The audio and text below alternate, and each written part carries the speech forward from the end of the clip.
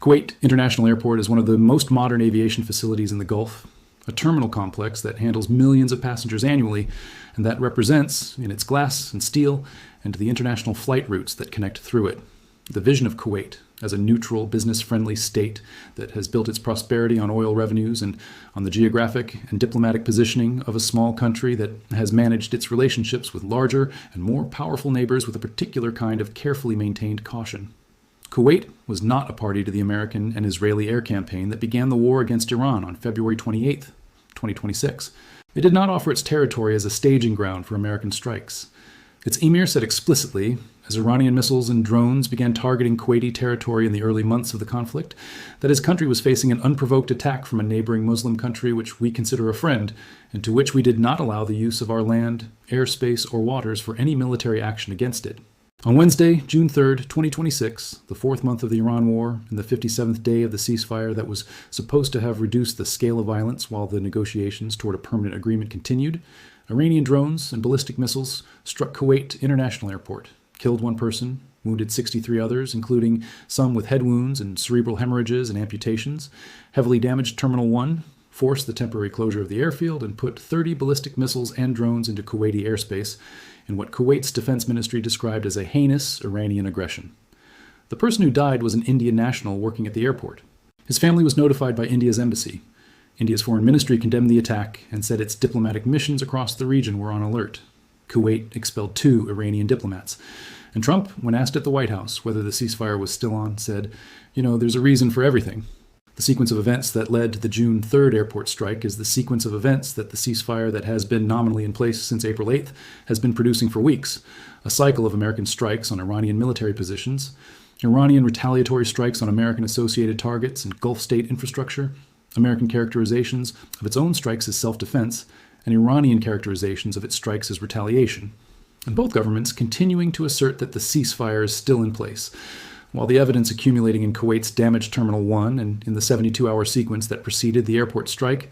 makes that assertion increasingly difficult to sustain with a straight face. The immediate trigger for the June 3rd attack was a series of American strikes on Iran's Qeshm Island and on Iranian military positions that U.S. Central Command described as self-defense strikes on Iranian military positions after the IRGC fired drones and missiles at American troops in Kuwait. Iran's foreign ministry condemned what it described as American attacks on an Iranian oil tanker in the Strait of Hormuz and a telecommunications tower on Qeshm Island, calling them violations of the ceasefire understanding and of international law, and saying that Kuwait and Bahrain bore direct and clear responsibility for the consequences of allowing their territory to be used for American military operations against Iran. The IRGC confirmed the airport attack, describing it as retaliation for previous American strikes.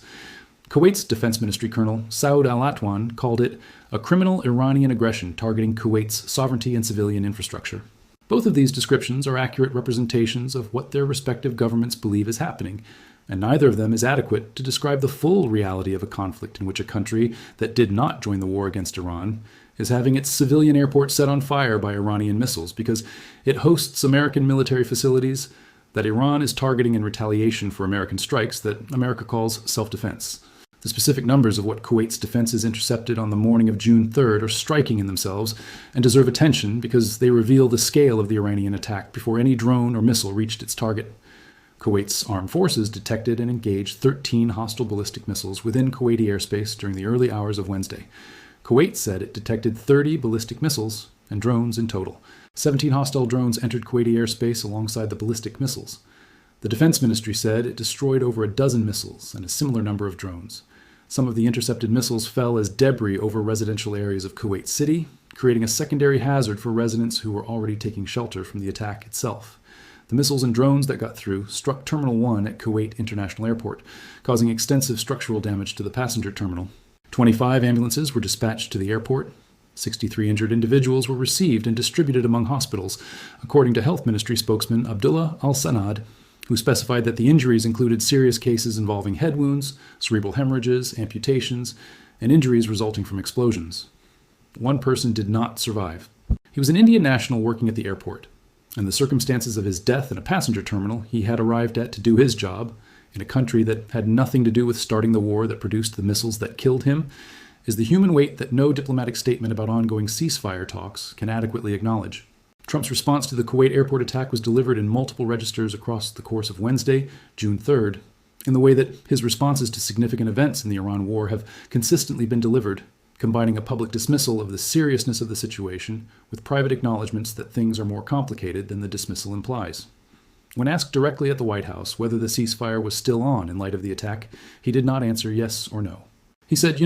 there's a reason for everything, a formulation that simultaneously acknowledged the Iranian motivation for the attack, accepted the chain of action and retaliation that has been producing these exchanges throughout the ceasefire period, and declined to characterize it as a ceasefire violation that required a formal American response. On the Podforce One podcast, Trump said he did not know when the blockade of Iranian ports would end, but that it was unlikely it would still be in place by Labor Day, implying a timeline that was longer than his previous statements had suggested.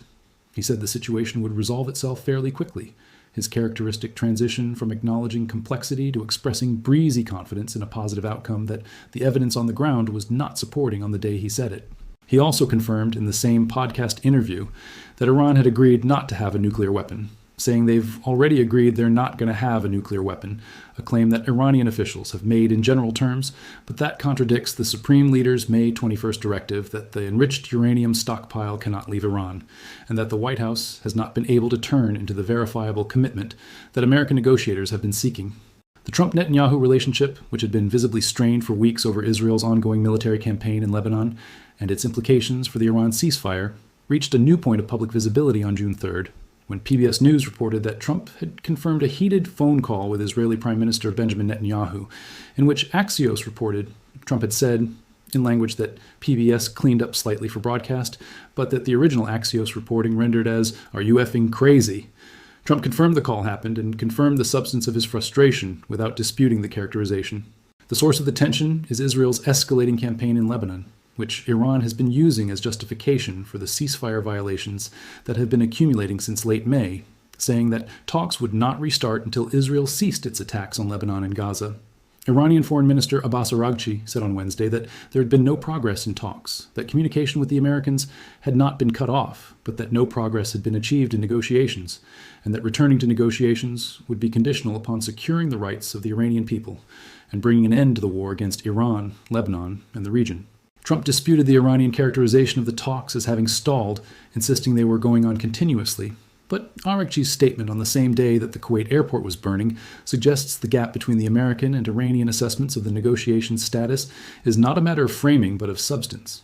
Iran's denial of the airport attack, issued through the IRGC, which reportedly denied responsibility for the airport, specifically, while confirming retaliatory operations more broadly, is the kind of partial and implausible denial that has characterized Iranian communications about specific attacks throughout the conflict. Kuwait's defense ministry identified 30 ballistic missiles, and drones fired at Kuwaiti territory intercepted 13 ballistic missiles and 17 drones, and saw enough get through to kill one person, injure 63 others, and heavily damage Terminal 1 of the main international airport. The idea that this happened without Iranian involvement is not credible to Kuwait's government, to the Gulf states that condemned the attack, including Saudi Arabia, Qatar, and the United Arab Emirates, or to any independent observer. The IRGC's general acknowledgement of retaliatory operations and its specific denial of the airport attack reflects the same communications approach that Iranian officials have used throughout the war, claiming credit for the message an attack sends while distancing from the specific civilian casualties it produces, maintaining ambiguity about which specific targets were intended, in the hope of reducing the international diplomatic cost of killing an Indian worker in a passenger terminal. Kuwait's response to the attack was measured in the diplomatic sense, but firm in its language. The Kuwaiti Foreign Ministry said the security of the state of Kuwait, its sovereignty, and the safety of its citizens and residents on its territory are a red line that cannot be crossed, adding that the repetition of these aggressions represents an organized aggressive approach which Kuwait will neither accept nor tolerate. The Deputy Foreign Affairs Minister, Hamad Suleiman Al-Mashan, summoned Iran's charge d'affaires in Kuwait, Hamed Hamid Yacoubi, to deliver a formal protest. 2 Iranian diplomats were declared persona non grata and expelled from the country. Kuwait's airport partially reopened later on Wednesday, with Kuwait Airways flights resuming at a different terminal after the primary terminal was damaged. Other airlines were not operating.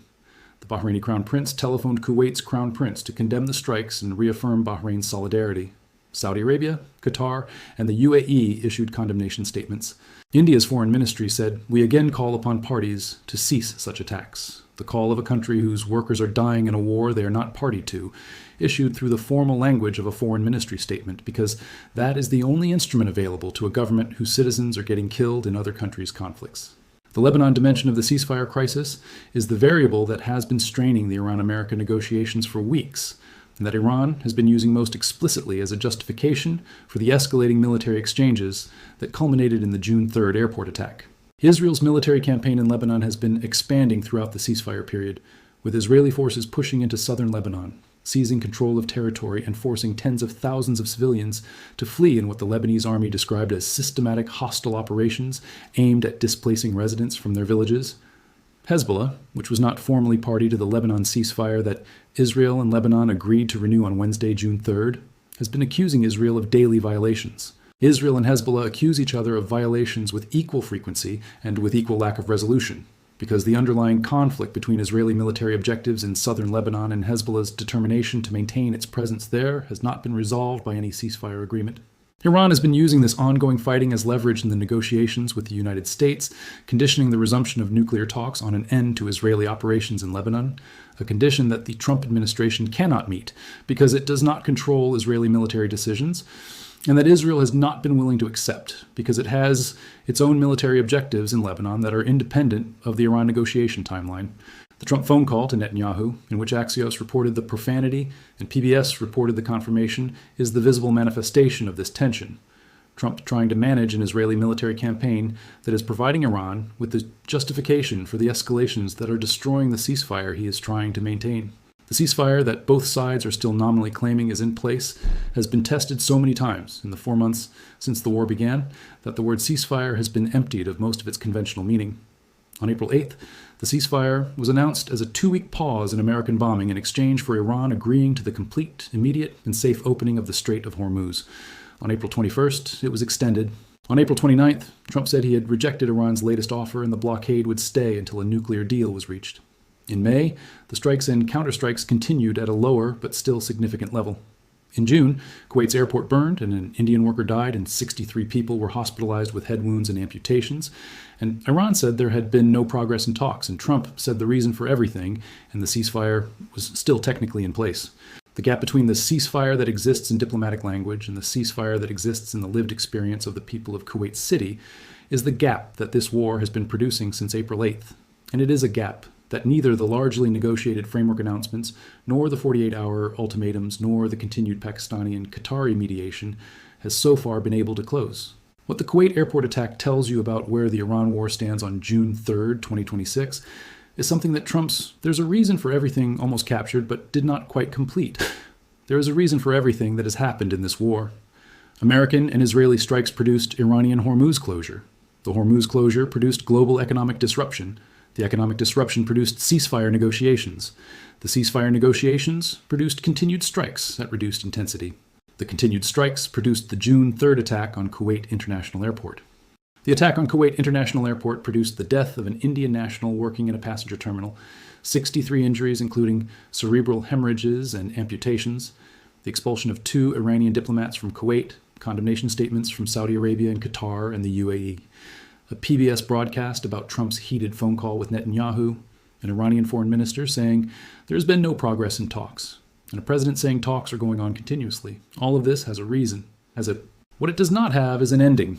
And the man at the departure gate who did not make it home from his shift at Kuwait International Airport on the morning of Wednesday, June 3rd, did not have time to wait for one.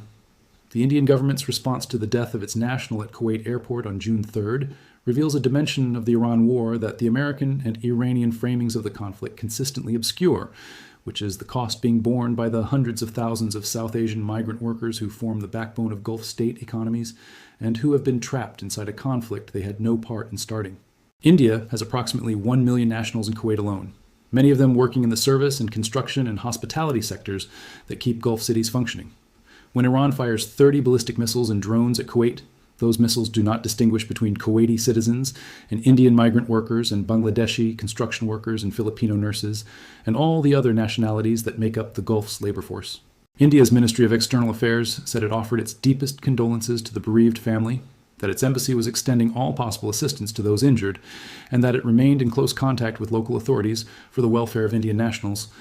Several Indian nationals were among the 63 injured. India's diplomatic missions across the region were placed on alert, and India's foreign ministry issued its call to cease such attacks in the formal language that is all that is available to a country that is not a party to the conflict and cannot compel either side to stop fighting, but whose workers are dying in the spaces between the combatants. The Indian worker who died in Terminal 1 of Kuwait International Airport on June 3rd was one of many thousands of South Asian workers who have died or been injured in the Iran war. And his death is a specific instance of the broader human cost that the war has been imposing on the populations least able to protect themselves from it. The U.S. Central Command statement about the June 3rd exchanges described its operations as self-defense strikes and said how it had shot down 3 one-way attack drones launched by Iran towards civilian mariners that were rightfully transiting regional waters near the Strait of Hormuz. The framing of the American operations as self-defense and the Iranian operations as aggression reflects the established pattern of both sides' communications throughout the ceasefire period, in which neither side acknowledges that the strikes it conducts are escalations, and both sides insist that whatever they do is a response to what the other side did first. The action and retaliation cycle that has been running since April 8th has produced the June 3rd attack on Kuwait International Airport in the same way that a machine produces its output, mechanically and without surprise, because the inputs have been consistent and the mechanism has not changed. American strikes provoke Iranian retaliation. Iranian retaliation provides the justification for American self-defense. American self-defense produces the next round of Iranian retaliation. The cycle has been running for 57 days since the ceasefire was announced, and the Kuwait airport attack is its most visible and most deadly recent product. Kuwait Airways resumed flights from a secondary terminal by Wednesday evening. The damaged Terminal 1 remained closed. The 63 people hospitalized across Kuwait's medical facilities were being treated for injuries that ranged from minor to severe. The 2 expelled Iranian diplomats were presumably making travel arrangements. India's embassy was in contact with the families of the dead and injured.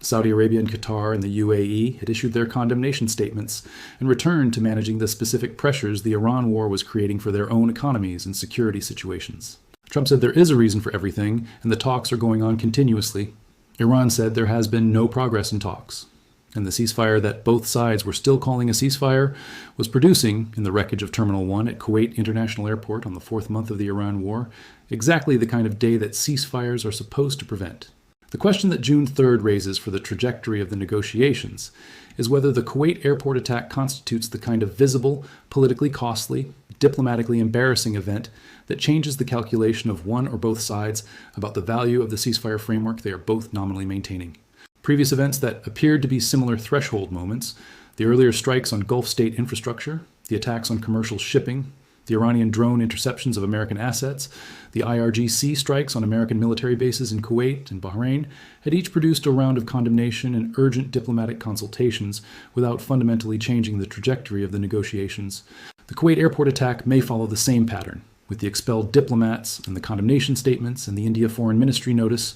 and the PBS broadcast about Trump's phone call all being processed through the diplomatic machinery and eventually absorbed into the ongoing negotiations without producing the decisive change that would move the parties from the largely negotiated framework to a signed document. Or it may be the event that makes one or both sides decide that the current arrangement in which the ceasefire exists in diplomatic language and the war continues in operational reality is producing costs that a more decisive move, either toward a signed agreement or toward a resumption of large-scale operations, would reduce. The answer to that question is being worked out right now in the Pakistani and Qatari backchannels and in the Oval Office and in the Iranian Foreign Ministry and in the IRGC command structure by people who are making calculations that the rest of the world cannot fully see and whose outcomes the rest of the world cannot fully predict.